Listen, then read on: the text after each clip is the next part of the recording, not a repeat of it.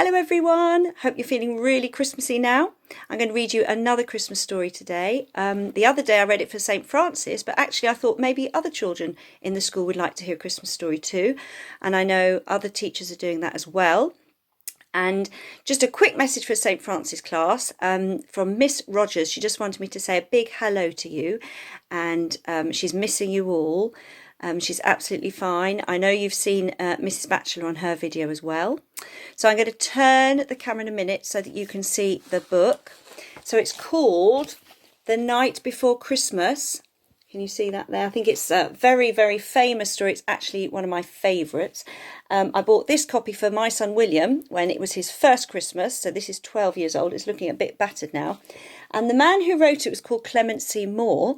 And I've just read inside, he wrote it in 1822 for his own children. Now, who can work out how old this book is? Or not this copy, but how long ago it was written? Nearly 200 years ago, I've realised. So you will know this really, really well. It's very familiar. And so I'm just going to turn it. Right, hopefully you can see this better now. 'Twas the night before Christmas when all through the house not a creature was stirring, not even a mouse. The stockings were hung by the chimney with care, in hopes that St. Nicholas soon would be there. The children were nestled all snug in their beds, while visions of sugar plums danced in their heads, and Mamma in her kerchief and I in my cap had just settled down for a long winter's nap, when out on the lawn there rose such a clatter I sprang from my bed to see what was the matter. Away to the window I flew like a flash, tore open the shutters and threw up the sash. The moon on the breast of the new fallen snow gave a lustre of midday to objects below. When what to my wandering eyes should appear but a miniature sleigh and 8 tiny reindeer. Can you see it in the corner of the picture there? I think these are beautiful pictures. With a little old driver so lively and quick, I knew in a moment it must be St. Nick. More rapid than eagles his coursers they came. They whistled and shouted and called them by name. Now Dasher, now Dancer, now Prancer and Vixen, on Comet, on Cupid, on Donder and Blitzen.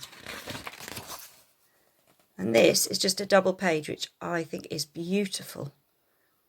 You see the reindeer in the sky there. To the top of the porch, to the top of the wall, now dash away all. As dry leaves before the wild hurricane fly, when they meet with an obstacle, mount to the sky.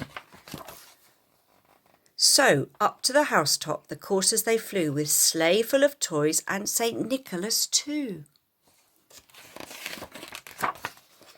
And then in a twinkling I heard on the roof the prancing and pawing of each little hoof. As I drew in my head and was turning around, down the chimney St. Nicholas came with a bound.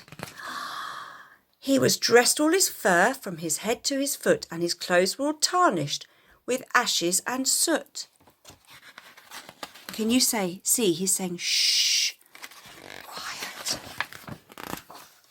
A bundle of toys he had flung on his back, and he looked like a peddler just opening his pack. His eyes how they twinkled, his dimples how merry, his cheeks were like roses, his nose like a cherry.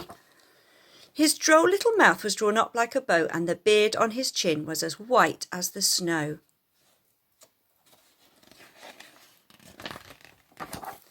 The stump of a pipe he held tight in his teeth, and the smoke it encircled his head like a wreath. He had a broad face and a round little belly that shook when he laughed like a bowl full of jelly. He was chubby and plump, a right jolly old elf, and I laughed when I saw him in spite of myself.